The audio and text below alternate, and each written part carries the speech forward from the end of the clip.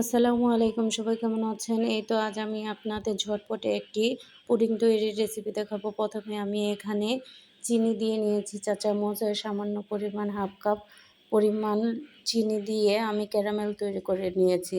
চিনির সাথে অবশ্যই পানিটা অ্যাড করবেন, না হলে ক্যারামেলটা সুন্দর আসে না। চিনিটা দিয়ে ভালোভাবে নাড়াচাড়া দিতে হবে, না হলে নিচে লেগে যাবে।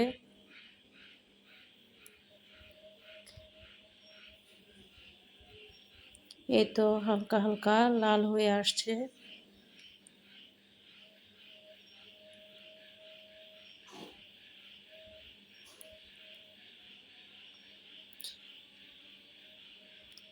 এই তো মাশাআল্লাহ, কালারটা সুন্দর হয়েছে।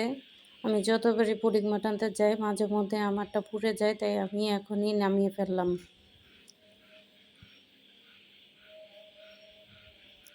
এই তো মাশাআল্লাহ, ক্যারামেলটা আমি প্রথমে এভাবেই মোল্ডেই করে ঠান্ডা হতে দিলাম। দেন এরপরে আমি 3টা ডিম আস্তে আস্তে ভেঙে নিচ্ছি সব।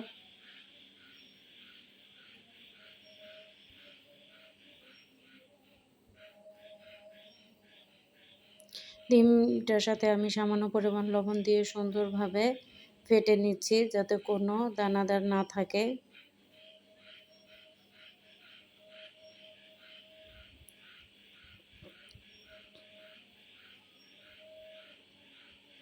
এরপরে আমি কিছু পরিমাণ দুধ দিয়ে দিলাম। দুধটার সাথে আমি এখানে 4 চামচ পরিমাণ চিনি দিয়েছি। মিষ্টিটা আপনাদের যার যতটুকু লাগে অতটুকু পরিমাণ দিয়ে নেবেন।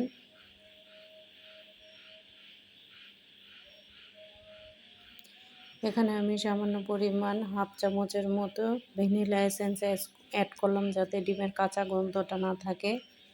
সবগুলো আমি ভালোভাবে চিনিটা ভালোভাবে নেড়াচাড়া দিয়ে মিক্স করে নিচ্ছি। এরপরে আমি ডিমগুলো দিয়ে ভালোভাবে ফেটে নিচ্ছি।